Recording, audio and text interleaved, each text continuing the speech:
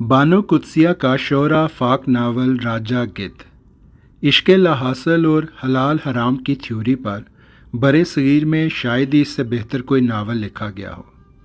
यहाँ इस नावल के कुछ इब्तदाई सफ़ात पढ़ूँगा। ये तीसरे पीरियड का वाक़या है। एमए की सारी क्लास हाज़िर थी। लड़कियाँ हमसे अगली कतार में बैठी थीं। इन चोलिस्तानी हरनियों में वो सबसे आखिरी थी। अक्टूबर का दिन था। जिस तरह भट्टी से निकलकर मकई के दाने सफ़ेद फूले हुए बड़े और ठंडे नज़र आते हैं, ऐसे ही अक्टूबर का ये दिन था, बड़ा फूला हुआ और सफ़ेद। इससे पहले के तमाम दिन भट्टी की तरह गर्म थे, लेकिन ये दिन सफ़ेद सफ़ेद धूप में कुछ फूला फूला बड़ा बड़ा नज़र आता था। कुछ दिनों में ये सलाहियत होती है कि वो घड़ियों के ताबे नहीं रहते, अपनी गुंजाइश और समाई के मुताबिक गुजरते हैं। प्रोफेसर सुहेल ने नई कार जैसी इस लड़की की तरफ नज़रें उठाकर सवाल किया, अपना तारुफ कराइए। दाखिले के दिन से लेकर अब तक हम उसके नाम के मुतल्लक कई क़ियाफ़े लगा चुके थे। चोलिस्तानी हरनी उठी। उसने कुर्सी पर ऐसे बाजू रखा जैसे मोटरसाइकिल के सहारे खड़ी हो। सर, मेरा नाम सीमी शाह है।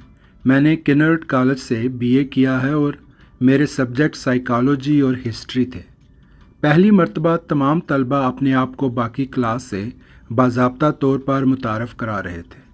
इससे पहले फ़रज़ाना, एंजा, तैयबा और कोसर अपना तारुफ करा चुकी थीं, लेकिन ये तमाम लड़कियां चेहरे मोहरे और लिबास से ऐसी लगती थीं जिन्होंने अखबारी कागज़ों पर छपे हुए नोट्स रट रट कर बीए किया हो। कोसर के अलावा इन लड़कियों की जनरल नॉलेज और इल्मी इस्तात कोर्स की किताबों तक महदूद थी। कोसर हबीब और सीमी शाह हमारी क्लास की आंखें थीं, जगमगाती, रोशन, दावत से भरी हुई। लेकिन कोसर हबीब मुतासर करने से पहले बैक गेयर लगाती थी। पसपा करने से पहले खुद हार जाने की आदी थी। इसके जिस्म और जहन की बनावट ही ऐसी थी जैसे बहुत खूबसूरत बल्ब रोशन हो, लेकिन बार बार बिजली का फ्यूज़ उड़ जाने की वजह से रोशनी में तवातर ना रहे। और सीमी शाह वो गुलबर्गी मुआशरे की पैदावार थी। इस वक्त उसने मोरी बंद जीन्स के ऊपर वाइल का सफ़ेद कुर्ता पहन रखा था। गले में हमायल माला नुमा लाकट नाफ को छू रहा था। कंधे पर लटके हुए कैनवस के थैले में गालबन नकदी, लिपस्टिक, टिश्यू पेपर और एक ऐसी डायरी थी जिसमें फ़ोन नंबर और बर्थडे के दिन दर्ज थे। एक दो ऐसे कीमती पेन भी शायद मौजूद हों जिनमें स्याही ना होने की वजह से वो बाल पॉइंट मांग कर लिखा करती थी। इसके स्याह बालों पर सुर्ख रंग गालब था। अक्टूबर के सफ़ेद दिन की रोशनी में उसके बाल आग पकड़ने ही वाले थे। वो बिल्कुल मेरे सामने थी और अगर मैं चाहता तो उसके कंधों पर सलीके से जमे हुए बालों को छू सकता था। जब सीमी शाह अपना तारुफ करवा चुकी तो आफताब उठा, अमरीकी फ़िल्मों का चढ़ता सूरज, आहिस्ता आहिस्ता मौसीकी और लय के साथ रोशन करता हुआ, गर्मी फैलाता हुआ। इस $6 मिलियन मैन ने भारी आवाज़ में कहा, मेरा नाम आफताब भट्ट है सर, और मैं इसी कॉलेज का ओल्ड स्टूडेंट हूँ। आप मुझे खूब जानते हैं सर। प्रोफेसर सुहेल ने अपनी आंखों पर से चश्मा उतार कर कहा, लेकिन तुम्हारे हम जमात शायद तुम्हें नहीं जानते।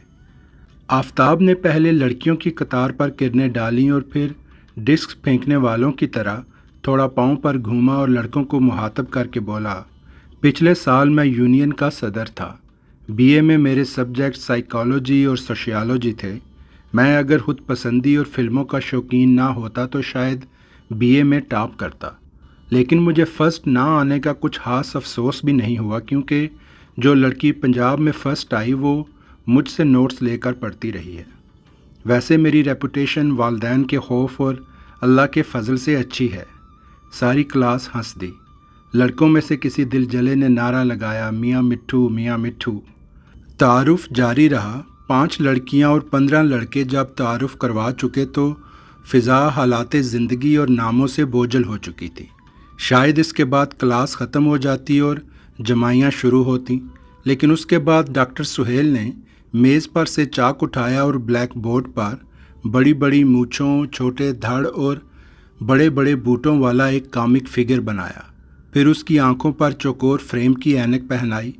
फरियाद के अंदाज में फैले हुए बाजू खींचे और नीचे लिखा, it is me doctor Suhail, मैं आपको सोशियोलॉजी पढ़ाऊँगा।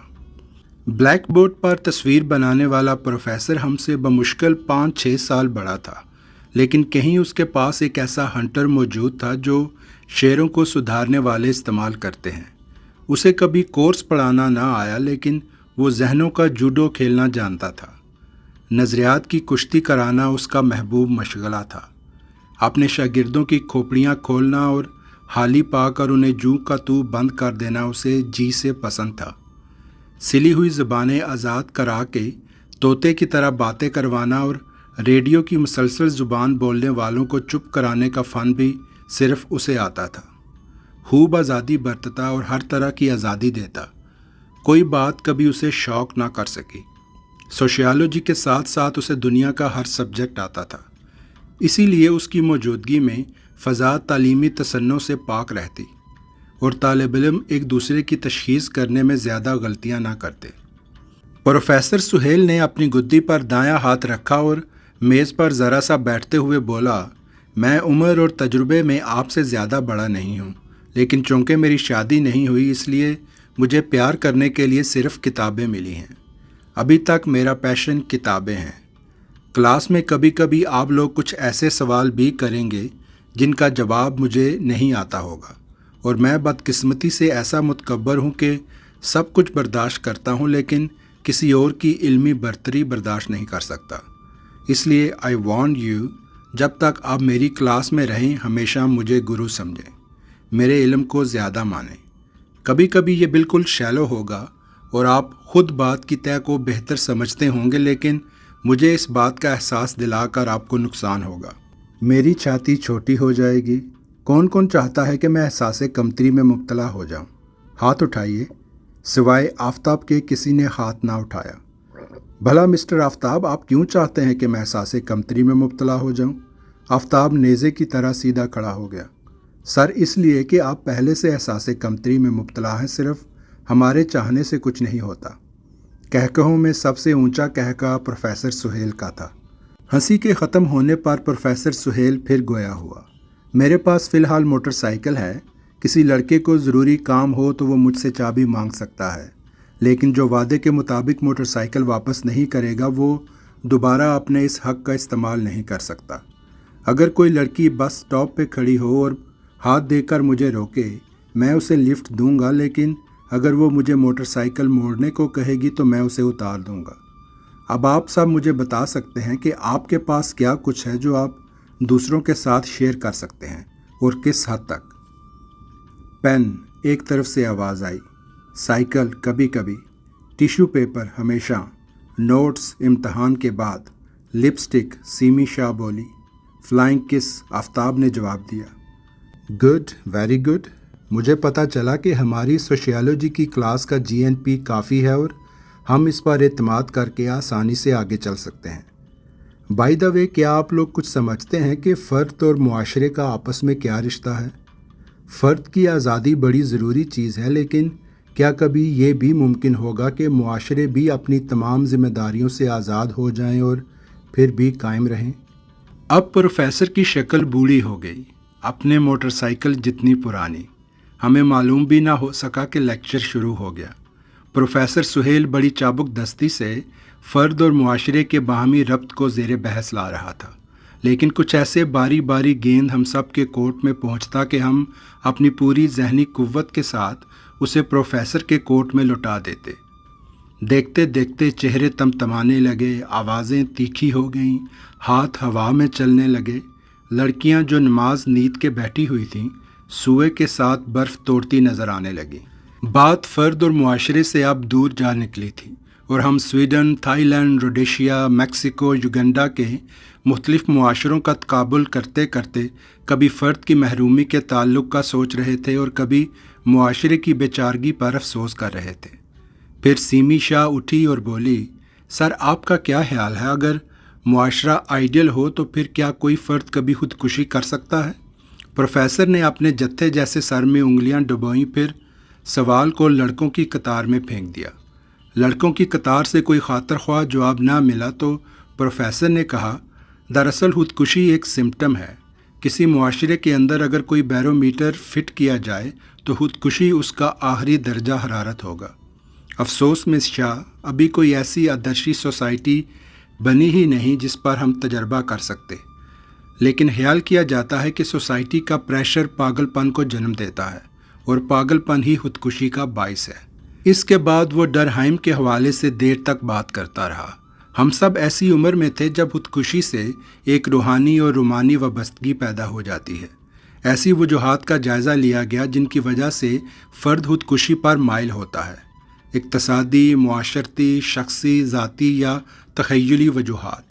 बिलाहर बात खुदकुशी से खिसक कर दिमागी अमराज और पागलपन की तरफ मुड़ गई, क्योंकि खुदकुशी नतीजा था, वजह नहीं थी। असल वजह वो दीवानापन था जिसकी बिना पर इंसान कई अहमकाना इक़दामात उठाने पर मजबूर हो जाता है। एंजा शुरू से आखिर तक खामोश बैठी रही। प्रोफेसर सुहेल के साथ फरजाना, तैयबा, कौसर बहुत गर्मजोशी से बहस में हिस्सा ले रही थी, लेकिन यहाँ पर उनकी बोलती बंद हो गई। प्रोफेसर सुहेल बोला, आप लोगों ने फ़र्द और मुआशरे की कश्मकश को बहुत खूबी से समझा है और बहुत से सही नतीजे अहज़ किए हैं। मिस फरजाना ठीक कहती हैं कि मुआशरे का फंदा जब फ़र्द की गर्दन में बहुत तंग होने लगता है तो कभी कभी फ़र्द को मौत से पहले ख़ुद अपने फ़ैसले से मरना पड़ता है। कौसर ने खुदकुशी की अनगिनत वजूहात को ऐसे बयान किया है कि इसमें एक नई दरियाफ्त की सी ताज़गी पैदा हो गई है। लेकिन अब मैं आप लोगों को दावत देता हूँ कि सोचें, खुदकुशी का फ़ेल जिसे आप सब मुतफ़िक़ा तौर पर पागलपन की एक माकूस शक्ल समझते हैं, इस पर गौर करें। खुदकुशी पर नहीं, पागलपन पर। वजह पर, नतीजे पर नहीं। पागलपन की असल वजह क्या है?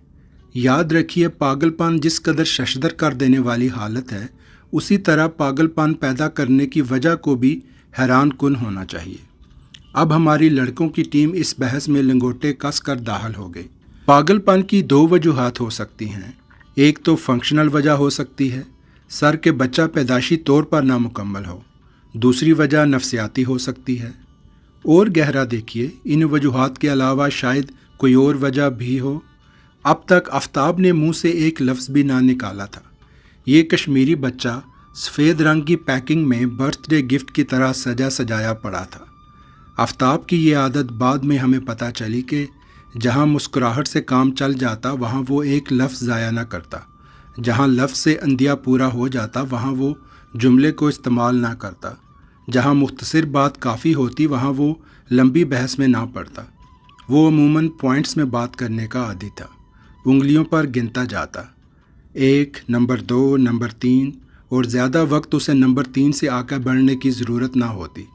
एमए की क्लास में ये आफ्ताब की सबसे लंबी गुफ्तगू थी।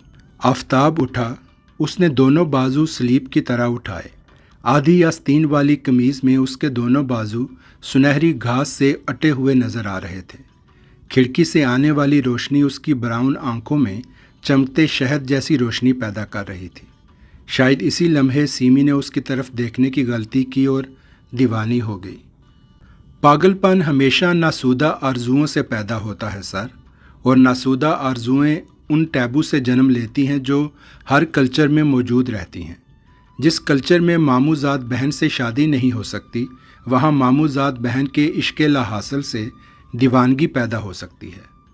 फ्राइड से मस्तार लेने का शुक्रिया, सीमी ने कैंची जैसी तीखी अंग्रेज़ी में कहा।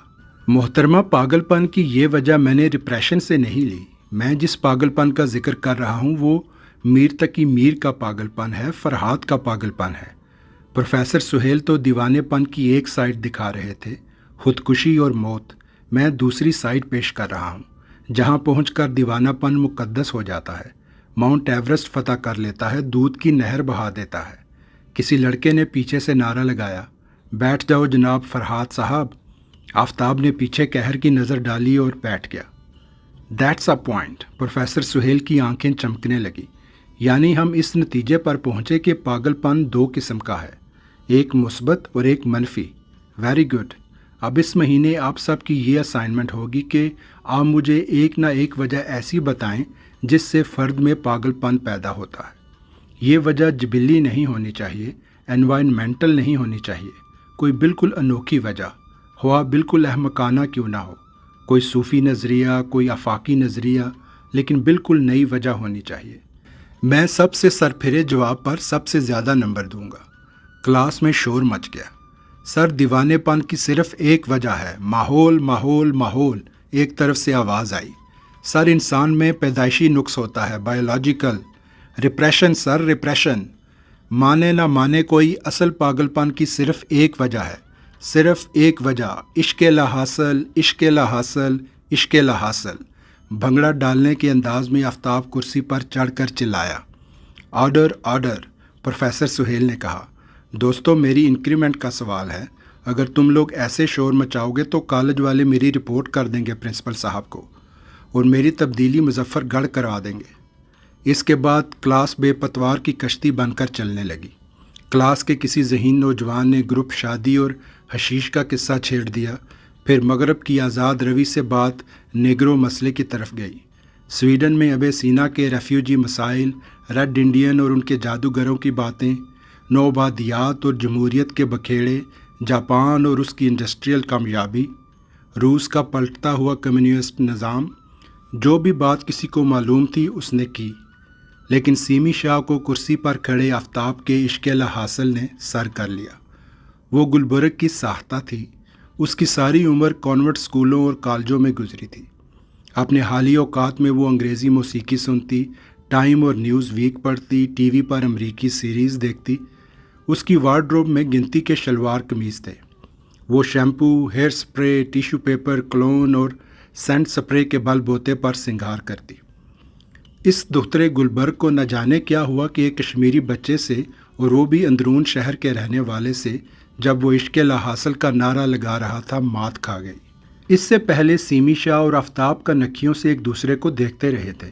ایڈمیشن فیس داخل کرواتے وقت برآمدے میں آتے، لیکن اس تیسرے پیریڈ میں ان دونوں کی نگاہوں میں پہلے استجاب ابھرا، پھر پہچان پیدا ہوئی، اور ایک ہی سیشن میں سب کچھ اعتراف میں بدل گیا۔